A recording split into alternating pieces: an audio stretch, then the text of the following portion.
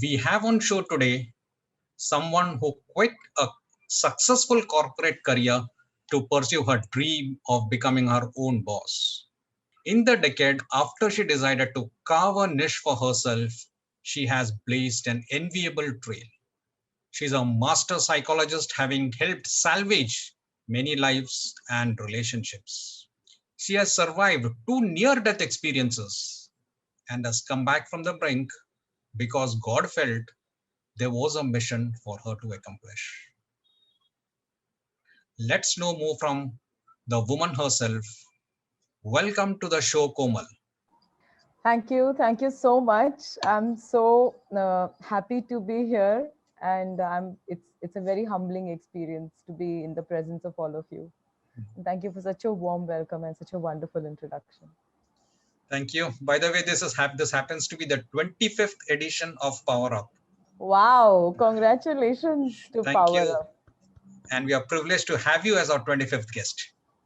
I'm so happy to be. Hi, Suman. I'm so happy to be here as one of the speakers and on the silver jubilee of Power Up. So let's dive deep into knowing a bit more about you. You had a cushy bank job for over a decade. What made you quit and opt for becoming self employed? Oh, that's such an awesome question. Thank you. Um, well, I wouldn't know if people would agree that job and cushy are, they are kind of uh, oxymorons, I think. That's what I discovered in the last 7 years. But yes, I was working for a great organization, one of the leading banks of private banks of India, second largest, and from a very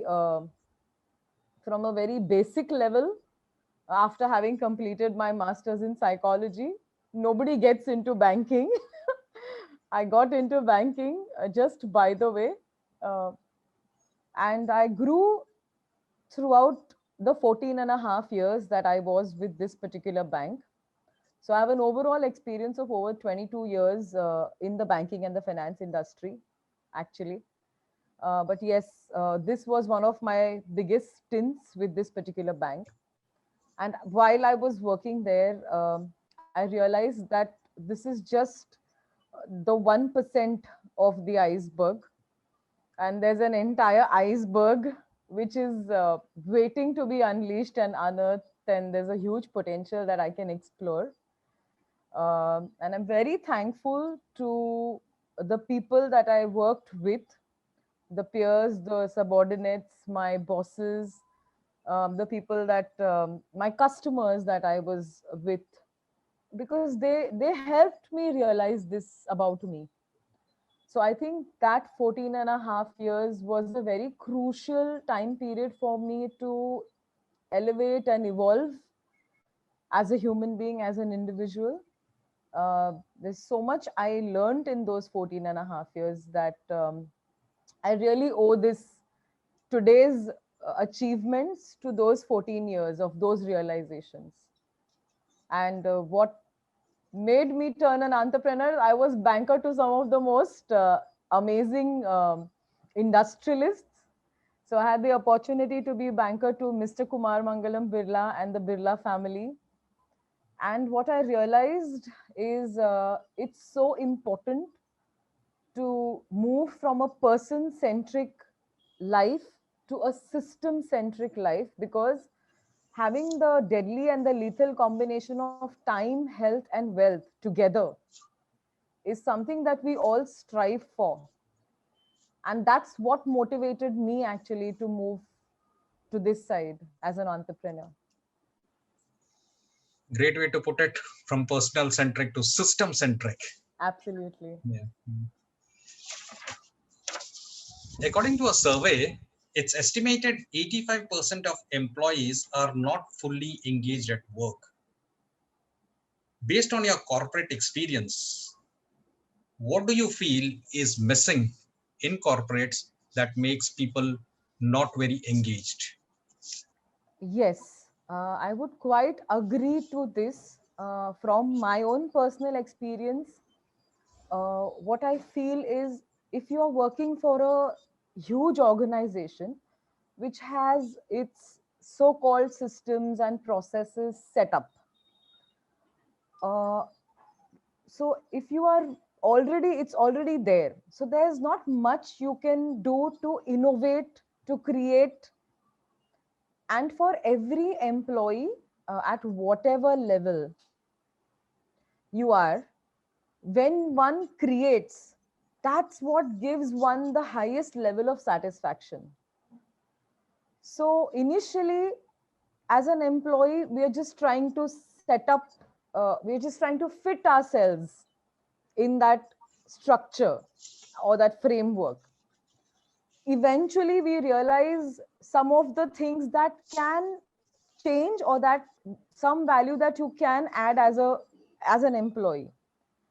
And if the organization is an organization which allows you a little bit of experimentation within the framework, I think that can give a lot of expression to the employee. It can give a lot of value addition to the organization.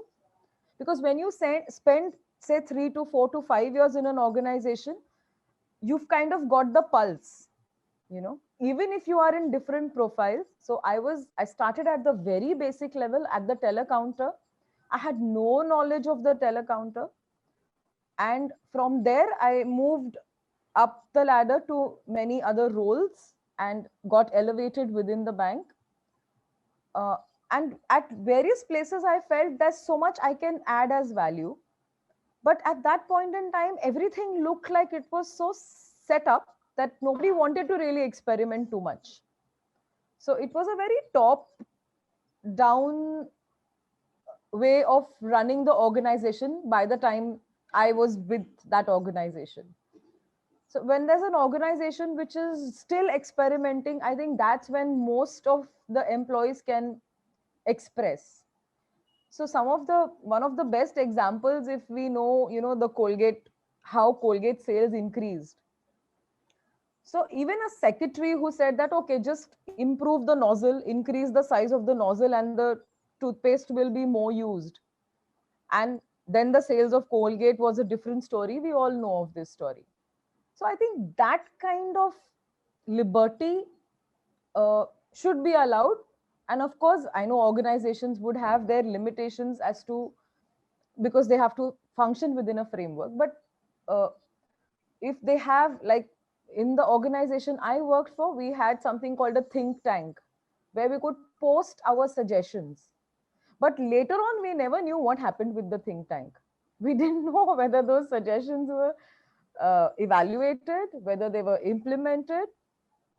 Of course, I got an opportunity to change one of the processes. So we had a bank guarantee which would take 1 month to be issued.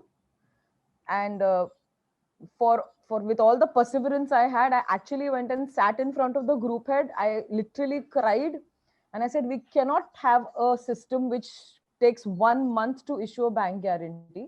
And we brought that process down to first 15 days, then 10 days, then 7 days, and eventually, before I could quit that branch where the process got initiated, it happened in 2 days.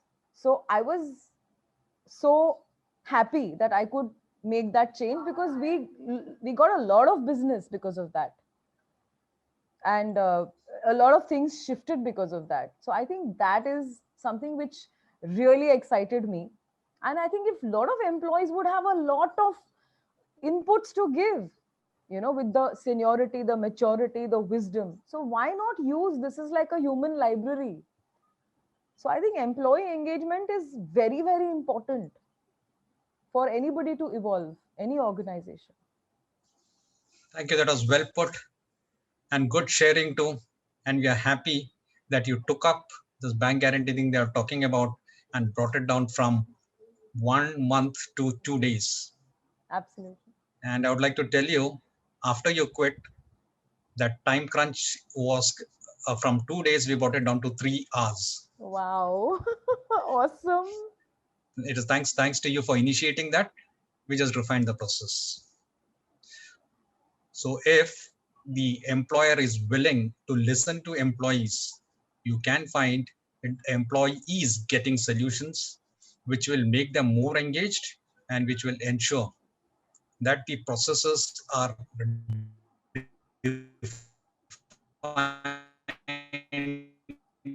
and refined for the. You And are into that's counsel. that Sorry. brings revenue as well, right? It Yeah. improves the revenue. Yes. It's Yes. productivity, revenue, so many things improve. Yes. Yes.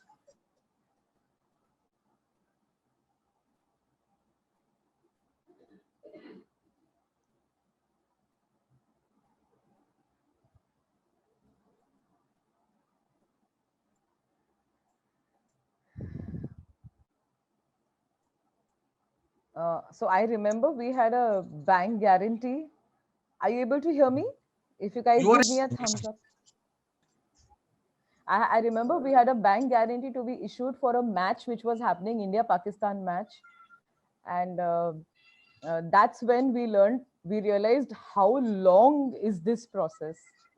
And eventually, when it came down to 2 days, and we had like multiple mails going up and down, and eventually when it came to two days, what we realized is the communication was so scattered. So we had to just streamline the communication so that somebody is accountable and responsible, and it just happens in 2 days. And then now it's come down to 3 hours.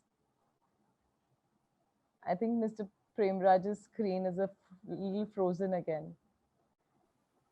Premraj, But sir, your screen is that got the bank a lot of business, and I was even acknowledged. My effort was acknowledged and recognized, and that gives me a lot of happiness. Welcome back, Mr. Premraj. Okay. Now we're talking about relationships. You are into counseling people too. In your experiences, based on people who approach you, what do you feel are the main reasons why couples have friction in their marriages?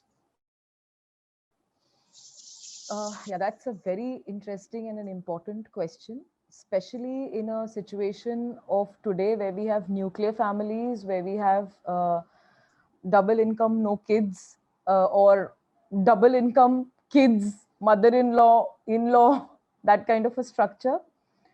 The most important is emotional absence. Uh, so, what I mean by emotional absence is there's so much stress with the professional life that people are going through that by the time they come home or they come back to their partners, it's a lot of overwhelm of whatever they have gone through work wise, even if it's a traditional business or whether it's a job. But more 97% of people, let's say, are you know uh, towards jobs and self-employed. So that is such a emotional overwhelm, and sometimes they just numb themselves, or there's absence of emotions, the lack of expression, the lack of communication, and all of that put together creates a whole lot of void. It creates a whole lot of misunderstanding. So the primary reason for all the couples that I've been in this since 2009, and that's what I've realized. That's what is required. So that quality time, the me time, and I think with COVID, to some extent, mm, that's what people have also realized. People have realized that it's not just about running in the rat race. It's not just about just chasing your goals, your ambitions, and money. It's also about spending quality time, because today that sense of urgency, we don't know how long we'll live, because people who have age has nothing to do. People who have suffered losses because of COVID of dear ones would understand and know this. So what is important is spending that quality time, and I'm very blessed to have uh, made the decision to move to entrepreneurship, because that has given me time, health, and wealth as a lethal combination together.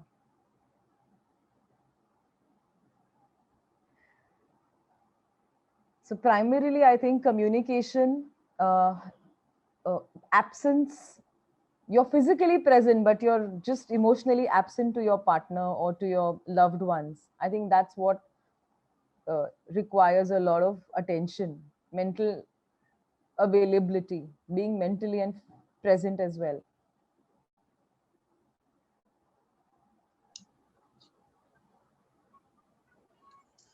Would you want to share one interesting example?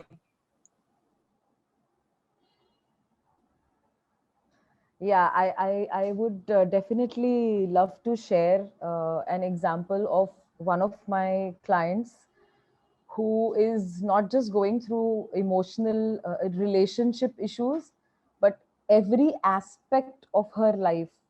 She has been through lot of uh, upheavals and lot of turmoil. And she was a working Which lady. She was a working lady, and because of when she had her first child, she had to quit her job.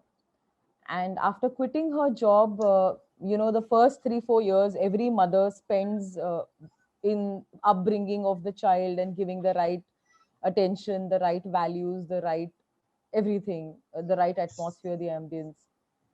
And after that, for 2 years, she fell so ill because of all of these small instances that were happening in her life, that there was a lot of cellular memories that got stored layer by layer by layer, and the layers costed her so much ill health that she was bedridden for 2 years. She was on steroids, and all she could do is just get up, go to the washroom, come back. That's it.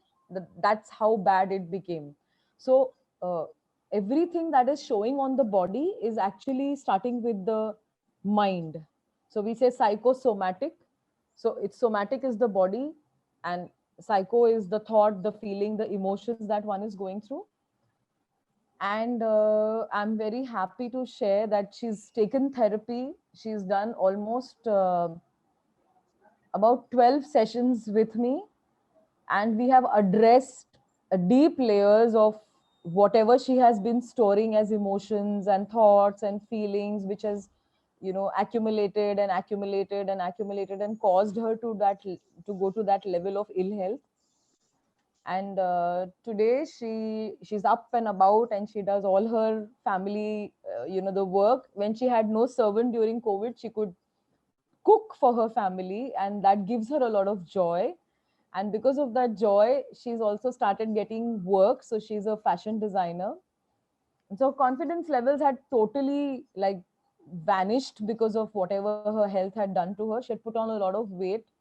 So now we're working on her, her weight issues, and she started to do exercises. And so mentally there's a huge shift from I want to commit suicide, I don't want to live, uh, to I want to create my own label. So that's like a big achievement, and that's one of my few success stories. I have another 24-year-old who was wanting to commit suicide, and today he earns 1 lakh.